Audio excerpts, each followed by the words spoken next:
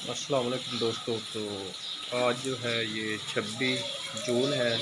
तो बहुत गर्मी थी, ये देख सकते हैं अल्लाह ने बड़ी रहमत की है। तो बारिश शुरू है तकरीबन 1.5-2 घंटे से। तो ये बारिश बहुत ज़्यादा हो गई, अब अल्लाह करे ये रुक जाए।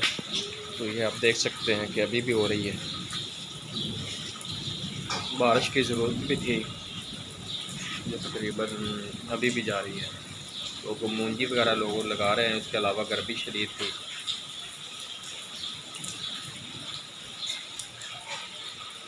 अभी भी बादल हैं जो बरस रहे हैं।